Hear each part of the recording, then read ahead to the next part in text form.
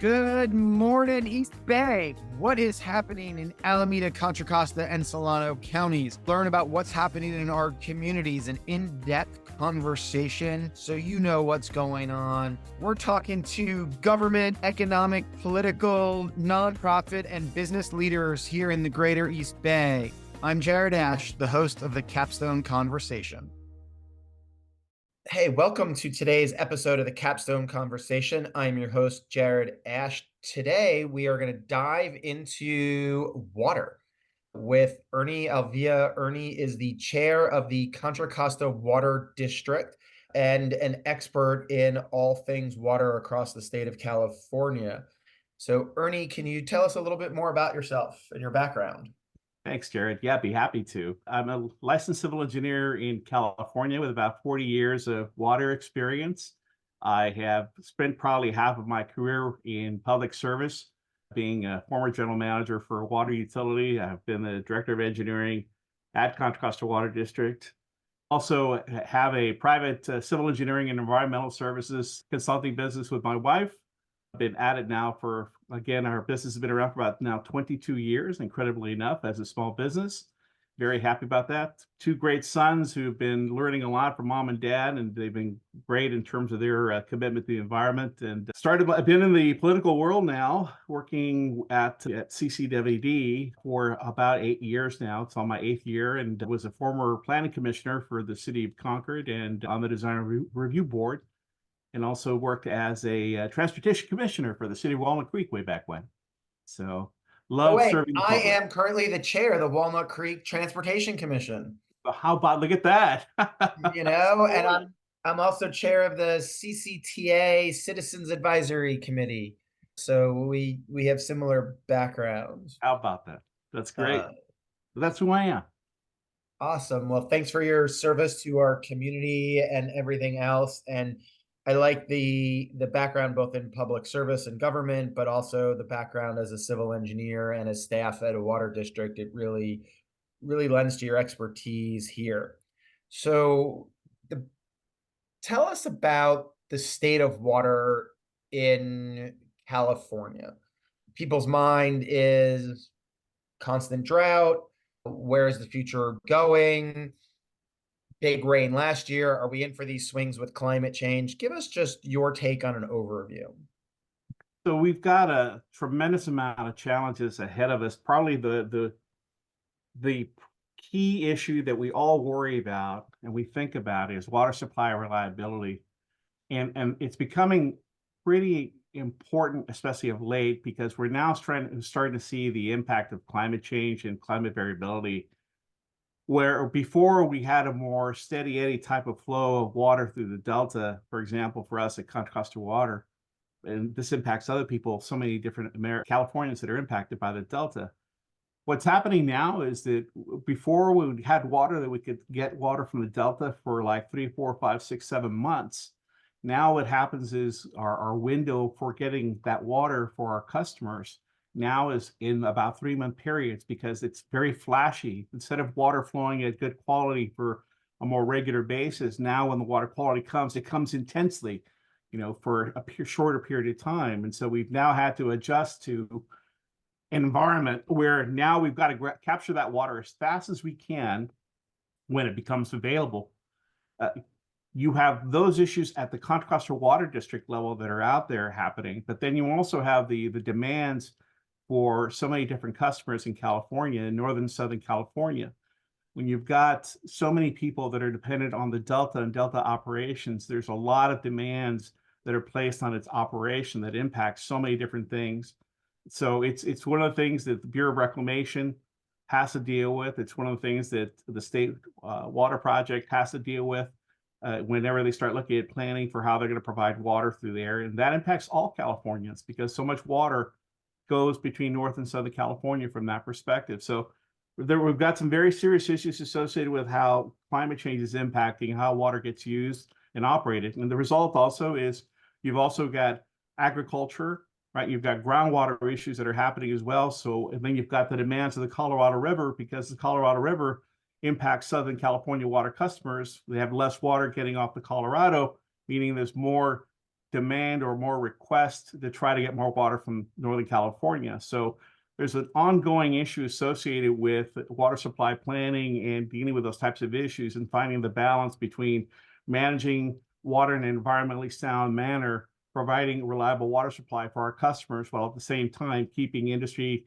and agriculture taken care of. So we have many challenges like those ahead of us. Probably the other thing that we have to really concentrate on is the fact that we've got to work on trying to streamline permitting for new water facilities. That's another big issue that's happening with desalination, right? It's taking 10, 15, 20 years to get new desal plants certified in California. So those water quality regulations, those regulations associated with their implementation need to be looked at to see what can be done to try to enhance water supply reliability and streamline regulations to get these facilities online sooner than later. And is desal coming from the ocean or the bay, or where are we looking at pulling desal from in this area? Also groundwater. So yeah, if in our area, it would be coming from the bay. So you'd have a little bit of brackish water. You have a new desal facility that was constructed in the city of Antioch, for example. That is getting water from the Delta in freshwater conditions and sometimes brackish water conditions. It's a brand new facility. The Alameda County Water District has had a desal plant in operation for well over 10, 20 years now. It's actually the only operational desal plant that have been functioning for quite some time, and they've been very successful with it. It's one of the most actually cost-efficient operations they have at Alameda County Water District. But yeah, so it's groundwater that can be used. You've got some water that has got, especially around the bay, that is a little bit more brackish. They can use desal plants to get that salt out of that brackish water from groundwater, directly from the bay as well, and of course from the ocean if need be. So in the East Bay, is most of our water coming currently from the Delta? Absolutely, yeah. Matter of fact, 99.9% of our demand comes from the Delta. If you look at the health of our water supply for Contra Costa water, the key facility you always need to keep an eye on at the state level and federal level is Shasta. We get absolutely most of our water from Shasta Reservoir. So you have to, if Shasta's in good shape in terms of the reservoir levels, then we're in good shape.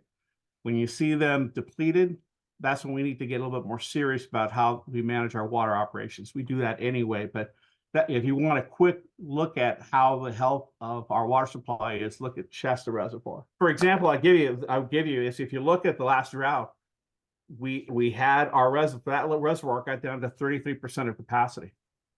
That's pretty dramatic. But in 1 year, we got that up. The Bureau of Reclamation was able to get that up to about 80% full within one season. That's how intense this last winter was and how helpful it was to the overall health of water supply in California.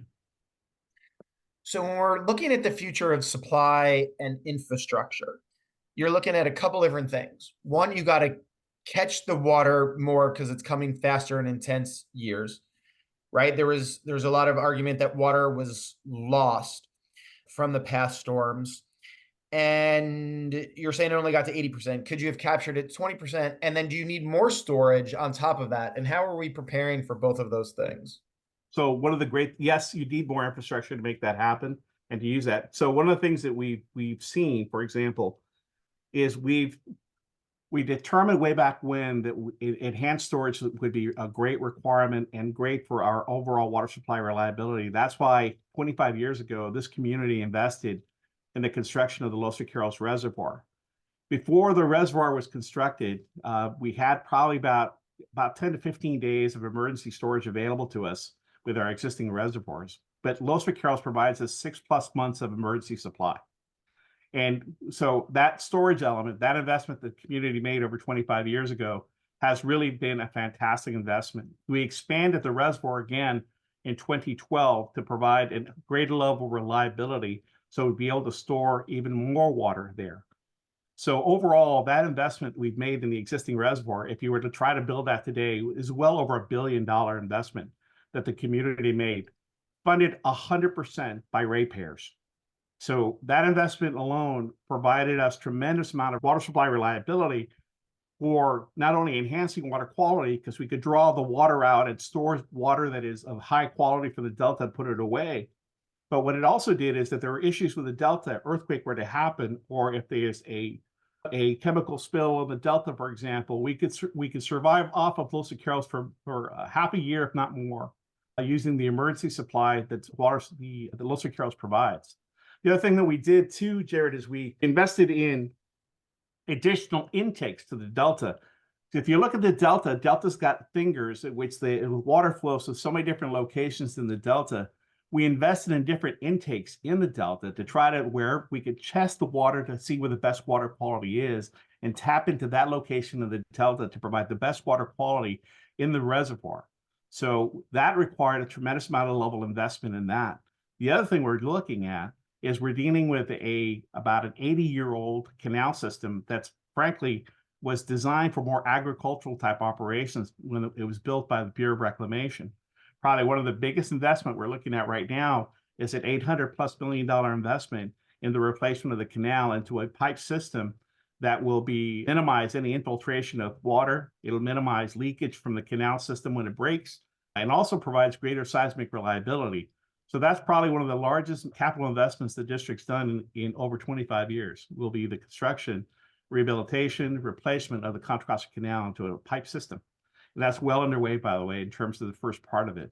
We did that specifically because the first 5 miles of the canal is highly influenced by the delta.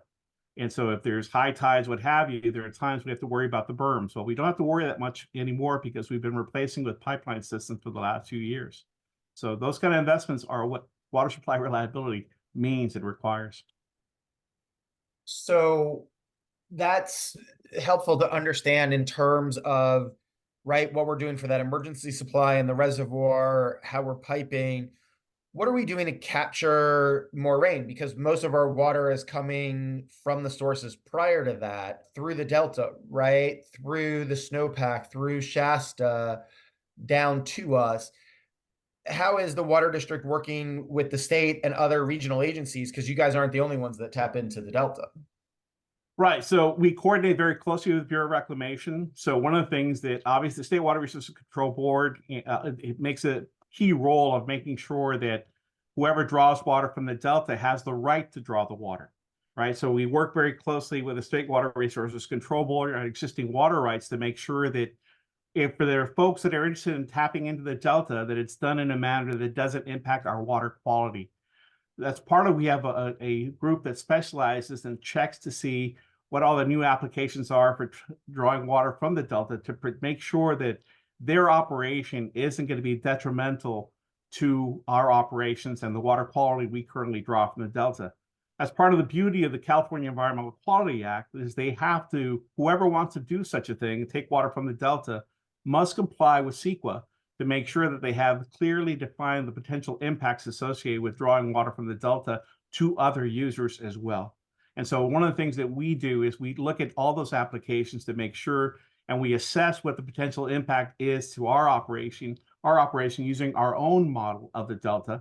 And if we believe that we're being impacted, then we do protest, and we're very engaging to make sure we protect water quality for our customers in that way. So you look at it from so many different fronts, Jared, but that's one of the key elements that we do. We're always keeping an eye out for all applications for water being drawn from the delta for that reason. One of the things in terms of climate change of concern is snowpack. First, explain how the snowpack impacts our water supply in the state for the listeners, but then talk about, like, there's a recent headline I was reading that talked about, yes, we've had rain so far in the 23-24 water cycle, but we haven't had a ton of snow, which impacts that process. Talk about that if you can a little bit for everybody. Yeah, so think about one of the things that you think about when the winter comes, for example, you could have a tremendous snowpack, but if there's been minimal moisture as part of the snowpack, what happens here is that the snow melts and then the water goes into the ground that's been dried. If there's not a lot of moisture or rain in the wintertime, when the snow melts, the runoff itself goes into the ground itself, which is thirsty for that water, right? So one of the things you look at during the winter operations isn't just your snowpack. You look to see whether or not there's been good moisture in the lead up to the building up of the snowpack. So if there's good moisture in addition to that, then the ground in front of it where the water will run through is already moist. It says, hey, I don't need that water. I'll let the snow just water progress down to the delta or to these reservoirs because I, the ground, have plenty of water that I've gotten through the rain. And so when we look at winter operations, we look to see how dry has been the ground around it, and then now how big has been the snowpack overall. So those two key elements determine how much runoff we're going to get from the snowpack. So I bring that up, Jared, because a couple of years ago we had a decent snowpack, but not a lot of rain. And the result is when there's not a lot of water in the ground, the snow goes down, the ground absorbs the water, and runoff is minimized. We don't get a lot of water in those reservoirs. So that's how water flows. When you look at the water operations, you have to look at snowpack and good moisture levels in the ground that will be transporting that water down to the delta. That's how it basically functions. So when that system breaks down because it's too hot and it doesn't form into snow, it forms into rain, or I think a couple of years ago, I remember we had like an April where it was 90 plus degrees earlier than usual. And the snow, they said, melted, is the equivalent of like 1 million homes of water supply melted within a week. And we couldn't capture that. Yeah. Talk about that a little bit if you can. Yeah. So you had a situation where because there was the moisture, there was not a lot of water in the ground, right? When it melted, the ground absorbed that water, and that's what really happened more than anything else. So the other thing that happens when the snow melts very quickly, right? Remember I talked, Jared, about the fact that now the good water passes over, instead of like 3 or 4 months, it's in over 1 or 2 months. That's what happens, right? A high level of temperature on a snowpack means that it melts very rapidly. Let's say the ground has enough water, then all of a sudden the snow melts at a higher rate. You've got a great flush of water that goes to the delta over a short period of time. So instead of it melting over a few months, a couple months, 3 months, 4 months, it's now over 1 or 2 months. That means that you've only got a 1 to 2 month window to capture that water. And if you don't have enough pumps in the delta to draw the water out, you're not able to take that water out because you just don't have the capacity for it to draw the water out. The water just passes through.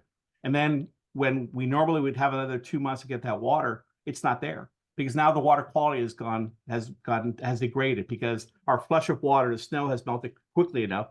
And now the flush of water that we banked on happened so quickly that now during that 3 or 4 month period, the last month or two is water quality that's too salty. And we don't want to put salty water in our delta into our reservoirs. We always are very careful monitoring the water conditions before we put water in the reservoir. This is the reason why, Jared, it takes months and months and months to change the water quality once you have it stored. So when you want to put water in a storage reservoir, you want the highest quality of water because it won't turn over, right? To change the salinity levels in a reservoir takes months and months of operations to change how that water is. So you want to get sweet water. You want to get water that is the highest quality in your reservoir, and water that's salty, you don't want that in there because it'll provide salty water in your reservoir, which you don't want to do.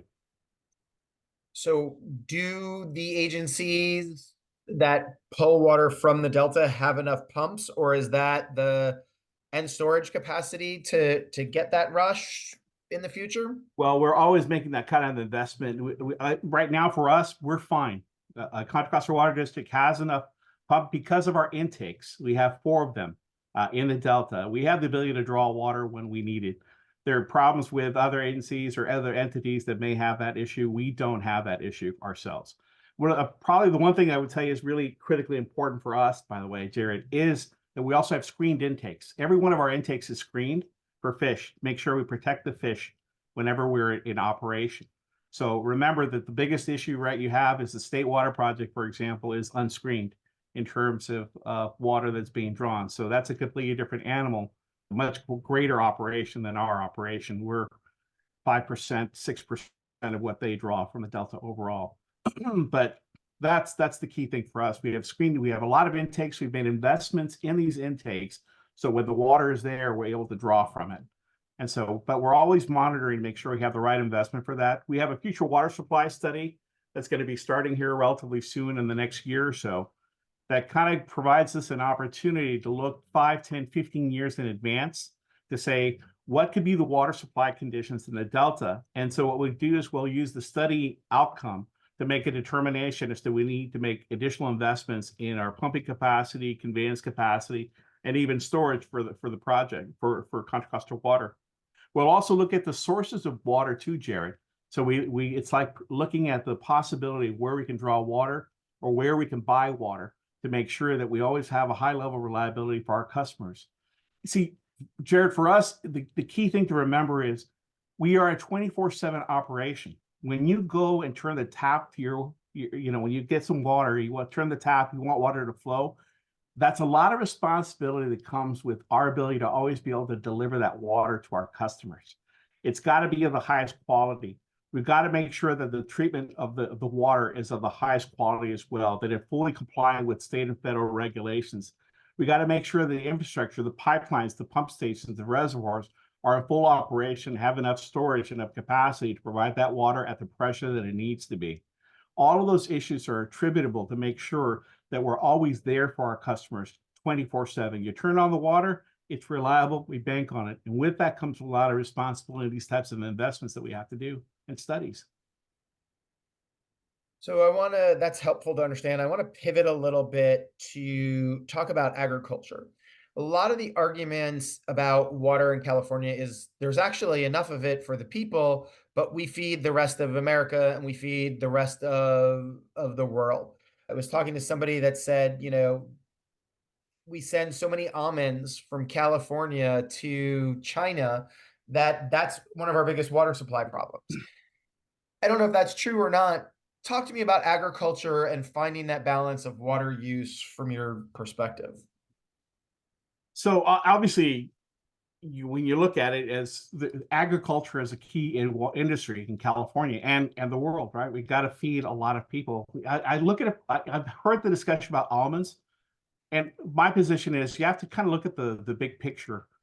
You're right. We also look at all the fruits and vegetables that we draw into California as well. When you go to the supermarket, you're having fruits from Chile, you've got fruits from Ecuador, right, that are coming into California as well. So if you look at the breadbasket of the world, right, we all kind of work together to try to make sure we provide enough food supply for our people. You think about it, Jared, there are only 5 major regions in the world that is a breadbasket to the entire population of the world.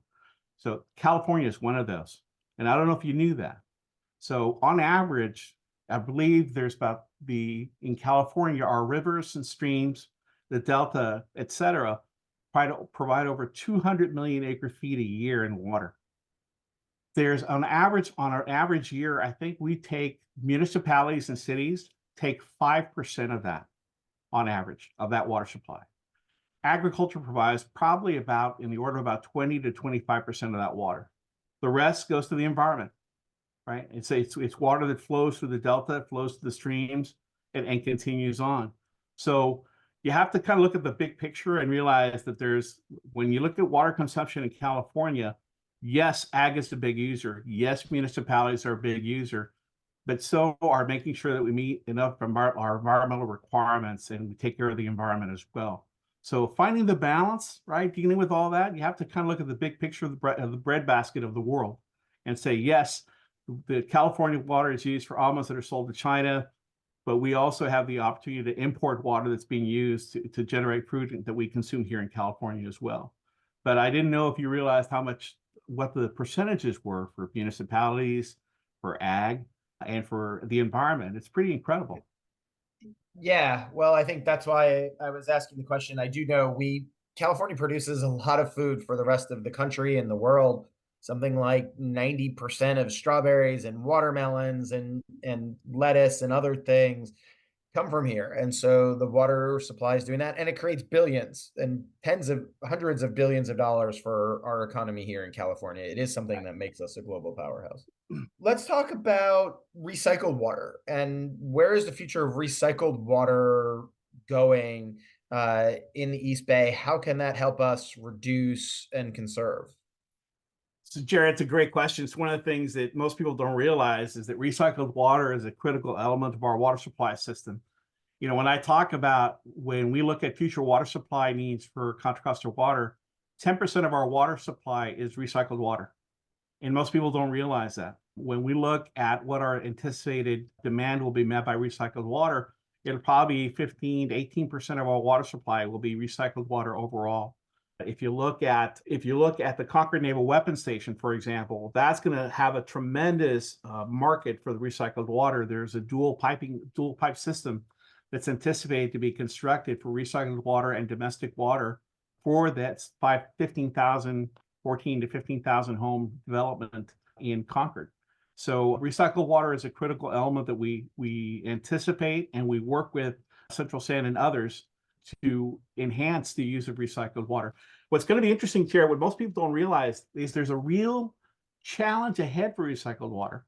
And the challenge is that the state of California has passed a law on enhancing even more water conservation by existing customers, ratepayers of Contra Costa Water District. They want to reduce water consumption an additional 5–10% on a daily basis. What that means, by the way, is higher level of water conservation, even greater than what we've done here today, means that there's less water that goes to Central Sand and others that can be used for recycled water. So it's interesting. It's a real, nervous tension between the need to conserve more water and enhancing more water conservation, but that also means there's less water that can be recycled overall. So we have some real challenges ahead in terms of finding the balance between those two demands, but we integrate recycled water in auto water supply planning now. It's just what we think about all the time. We've got great relationships with the sanitation agencies that we work with, and we anticipate that, and we incorporate that planning in the future water supply study work that we do at Contra Costa Water. And so talk to us about conservation. How is the district working to reduce leaks in old pipes, leaks in the process across? How are you guys saving water? And then we'll dive into homeowners and businesses after that. Yeah, so probably our biggest investment we're making is the canal, for example. We probably lose about 7 to 8% of our water supply through leaks along the canal system. So that's one of the things, largest investment that we're making in overall to try to conserve water and conserve water wherever we can. When we do repairs in the canal every year, it's specifically to minimize leakage from our existing infrastructure. The other thing that we're doing is we have a main replacement program where we have millions of dollars that are invested in the replacement of older pipes that may have breaks or had a high order number of breaks, and we're replacing our infrastructure to make sure that we're prepared for the future. So we replace an average of anywhere from 2 to 5 miles of pipe in a given year every year. Now, when you talk about 740 miles of pipeline, that's not an insignificant investment that needs to be made. So that's what we do. We monitor our system to make sure that we're not leaking. Where we do have some significant leaks of any kind, we replace those. We prioritize those main replacements that take care of those issues. We make sure also that we support, we're looking at the canal repairs overall. So we have a pretty good monitoring system to kind of make sure that we're being very judicious in the use of our water, and we're taking care of any leaks that occur along the system. We have good SCADA programs that provide us good state-of-the-art information where we have anticipated leaks that could be occurring. So that's what we do.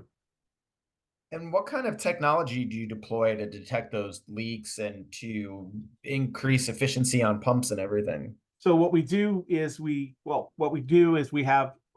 monitor the flow conditions for pipes with our SCADA system and our meter system as well. We see the aberration in flows in different areas. The computer is able to calculate excessive flow conditions that are out of norm and provide that information and alerts to our controllers.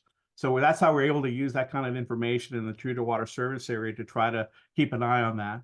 We also have a canal patrol system that looks at canal and our operations and maintenance staff that are routinely monitoring the conditions of our 50 miles of canal system to see where we've got excess water conditions that could be impacting the area or the vicinity. And frankly, we have got great customers that tell us when we have a potential issue. They let us know as well. So we have eyes and ears everywhere to keep an eye on those types of systems. So that's what we do to try to maintain the integrity of our water system. And I know you're going to ask me about what we can do for homeowners and industry, but one of the things that we do, Jared, is for homeowners, we offer free work. We work with our customers to provide advice on how they can conserve more water. We have folks that are customer service representatives that go out to our ratepayers for free and help look at their water use, water consumption. We have tremendous amount of rebate program for washing machines and for any variety of different appliances, water smart appliances, rebates to try to help folks come up with more efficient water appliances that they could be using for commercial, industrial, and for ratepayers, homeowners. One of the things too, Jared, that we do is one of the things that I love that we provide is we discount the use of a flume system. Flume is a little device that can be installed in 15 minutes at anybody's home that will alert you when there's a potential leak at your home. What it does is there's been quite a bit of research that's been conducted in the implement device, this device that has taken the technology of how much water is traditionally used in a home, can be installed using a small just rubber band connecting to your existing meter. Pop the cover up, clean it up. You buy it, install it, and Flume will link up with the account at Contra Costa Water District. And in 15 minutes, it'll tell you if there's a leak that's happening in your home. It's really absolutely amazing. It just tracks it, looks at the flow conditions, and it tells you right away. I didn't know I had a leak in one of my irrigation systems. I put that Flume device in my home, and in 20 minutes, it told me, you have a leak that's detected in your home. This seems to be happening in this particular area. And so I used that information, and sure enough, I found not one, but 2 leaks that were happening in the irrigation system. If you've got a running toilet, it even determines if you've got a running toilet in your home if you're away. It's really absolutely amazing, the technology. And the information is provided on an app. The app tells you and gives you that alert. So there's some great technology that's out there now to help the homeowner be more efficient in how they maintain their existing appliances and watch out for leaks. One of the things that we've also done, Jared, is we have a home serve program so that if folks do have a leak, we offer a program for homeowners at a slightly additional cost that will help homeowners do repairs in their home if they find that there is a leak that requires a plumber to come in and repair their piping system. So we've implemented that program as well to help our homeowners as well be ready for those types of leaks that could be happening in their home. That's great. I gotta get myself one of those devices. It seems easy enough. Probably hard to me to install. I'm not very handy, but we'll make sure we link in the show notes to how people can get that information on that product and on those rebates at the Contra Costa Water District, as well as some other water districts in the area.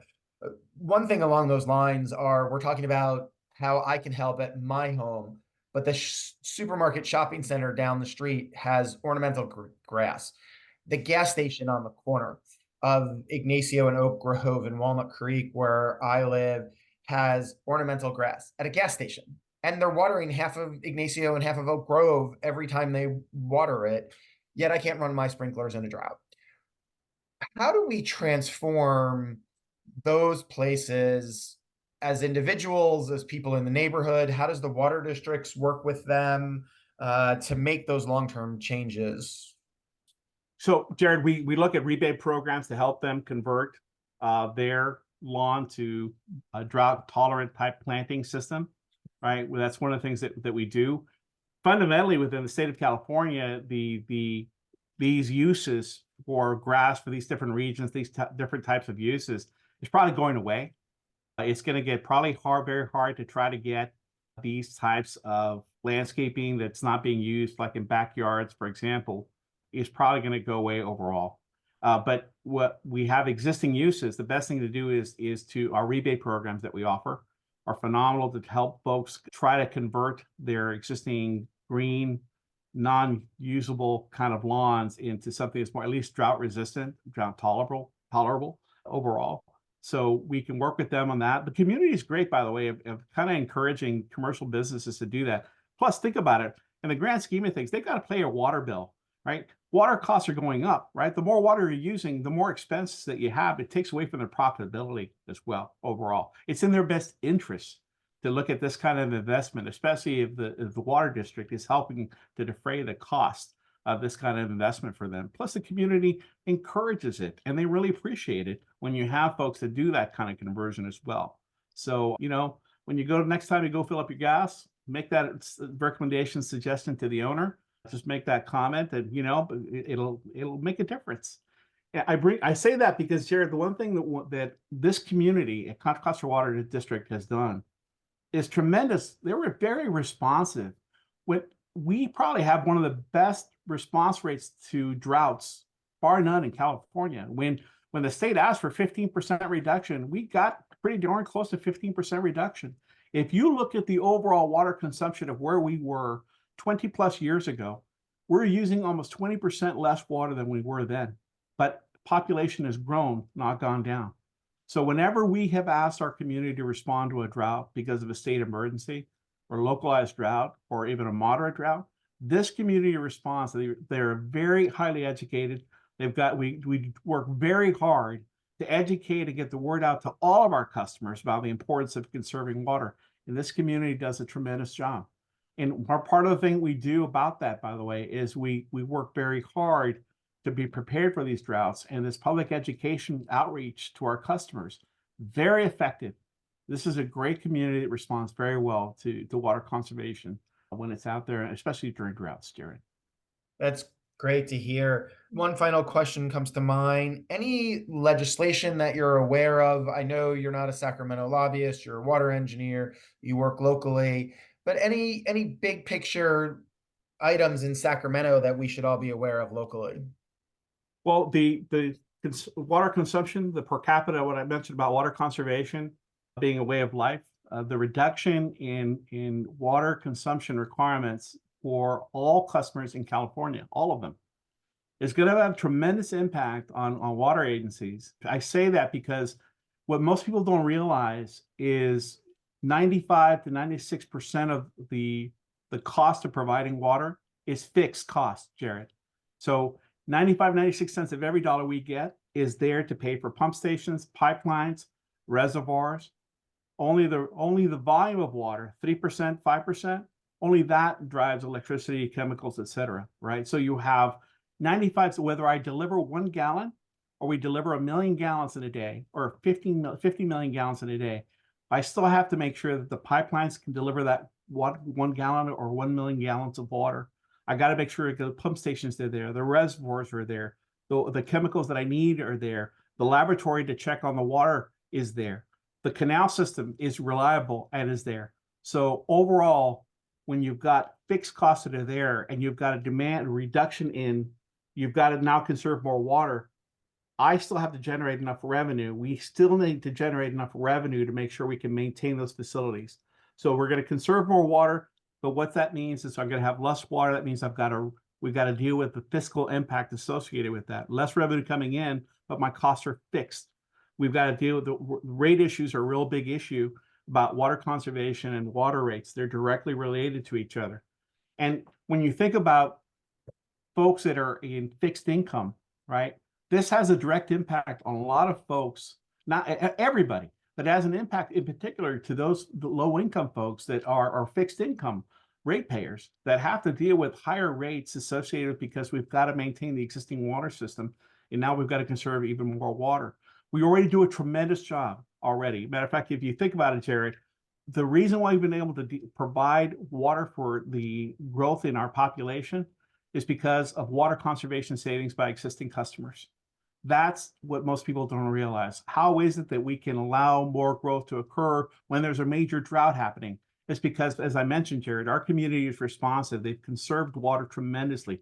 They're substantially reduced the water consumption that they did 20 plus years ago. That's allowed that water to be used for growth. Well, if you're now conserving even more water, I've still got to be able to pay for the infrastructure to provide that. So finding the balance in regulations that are being passed in Sacramento in that regard is a big deal. So those are some of the big challenges happening in Sacramento that we're struggling with, trying to figure out the balance between those two items. So keep an ear out for that. That's great, right? It just talks about where the future of water and what's on every water agency executive's mind, right? Is how we move forward in the changing world that we live in. Anything else you want to add that I might not have asked or we might not have addressed yet? I think, Jared, probably the one thing that I really, when you talk about Sacramento and even the federal government, frankly. One of the biggest challenges we have is unfunded mandates, right? So we have a tremendous amount of regulations, rules, compliance issues that are associated with providing water. In many cases, regulations are passed. 99% of the time, regulations that are passed, there's no funding associated with it. We just simply have to comply with them. And so there are many good regulations associated with it, and many good reasons for these items being put in place. But what most folks don't realize, those unfunded mandates translates into rates. It's one of the things that we always have to be cognizant of. I think if I had my dream world, right, we make a big effort whenever we have a new project. We have the California Environmental Quality Act that looks at trying to make sure that we have a clear understanding of the impact of this project, what it could have on the environment, the community, water supply, electricity, transportation, you name it. I wish we could do more of that with new regulations or rules that are being proposed in Sacramento. If there was a better understanding of what the long-term implications are of passing this rule, I think we as ratepayers and our constituents would truly benefit by having a better assessment of these rules and regulations before they're passed. But I live in a dream world, Jared. I hope that'd be one of the things I'd love to see Sacramento and Washington, D.C. implement one of these days. I thought when you said a dream world, you were going to say 3 days of rain in July and 3 days in October, and make a big difference to the supply. Yeah, I'd say the one thing that I wanted to say overall, we're big. We work very hard with our community, Jared. We're in classrooms. We work with our kids, right? We spend a lot of time working with our customers on conserving water. We work hard our workforce development, working with implementing DEI programs as well in our organization. We're part of the community. That's how we look at ourselves. And from my perspective, that's always going to continue. It's one of the things that I truly enjoy about being part of this organization is it impacts so many people in so many different ways. And its importance to be reliable and being in operation and be ready for the future is paramount importance to me. So from my perspective, that's one of the things that I know all of our board members and all of our staff are ready to do. And we love being part of that solution and the future of our customers. Really happy about that. Great, thank you. And we will add to the show notes, as mentioned, those products and the discounts and the rebates, so people can link to them by scrolling down on your podcast app. Ernie, Avila, thank you for being here from the Contra Costa Water District. Thank you. Wait, don't leave yet. Hit subscribe. Make sure you get the weekly updates. We have a new episode every Wednesday for stuff happening in the East Bay. In the meantime, follow me on LinkedIn, Jared Ash, or check out our firm where we have a weekly newsletter and blog at Capstone Government Affairs on LinkedIn. Thanks for joining us today on the Capstone Conversation.